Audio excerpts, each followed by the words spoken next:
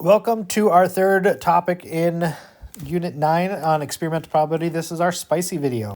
We will be in this lower left corner where it says experimental probability. We'll do a quick brief talk, assuming you haven't watched the other videos, about the differences between theoretical and experimental probabilities. Then we'll get into 3 examples. So like I mentioned in the other videos, theoretical probability gives us what we think is going to happen if everything is fair. And then the experimental probability will tell us what happens based on what's already happened. And the more times we do an experiment, the closer our experimental probability will get to that theoretical probability. So here's our first example. Layla has a bag that contains orange chews, lemon chews, and lime chews. She performs an experiment. She randomly selects a chew from the bag, records the result, and then returns it to the bag. She does this 71 times. The results are shown below. If the experiment is repeated 100 more times, about how many times would you expect Layla to remove a lemon chew from the bag? So we start off finding the experimental probability. So we did 71 trials, and lemon was selected 18 of those, which I'm going to change into a decimal for ease on my calculator that I have in front of me. And I'm going to get 0.253 with some other numbers after that. If I repeat this 100 times, I can expect this probability to hold true.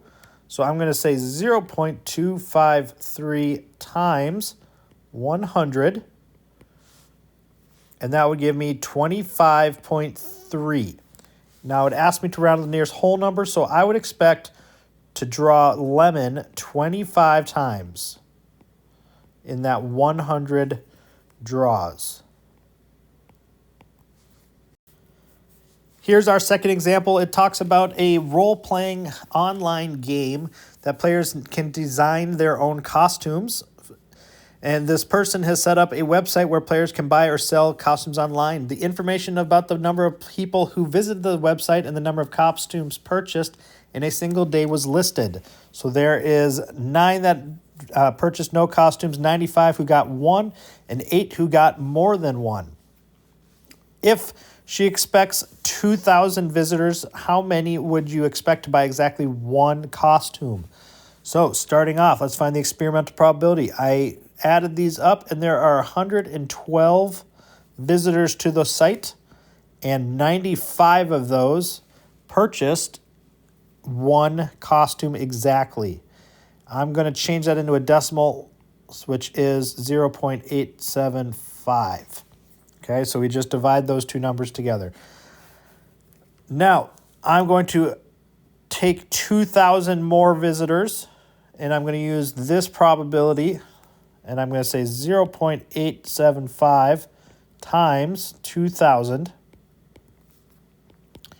which my calculator tells me is 1,750, and that is the number of visitors that purchase 1 costume.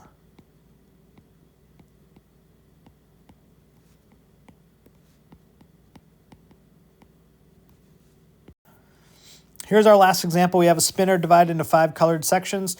They are not equal size. So we have red, blue, green, yellow, and purple. The spinner is spun several times, and the results are recorded. If we take the spinner and do it 600 more times, how many times would we expect the land on purple?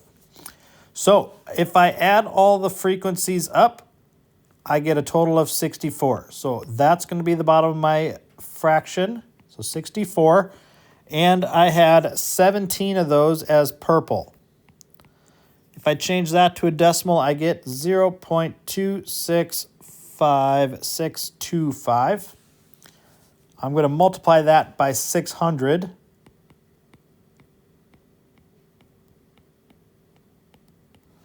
Which gave me 159.375.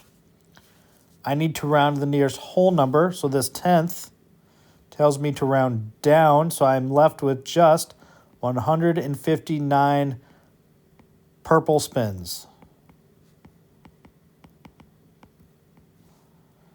Now, at this point, you can head off to your CYUs. These ones are located on Delta Math. So don't go to IXL for this one. Like everything else, this one will be on Delta Math.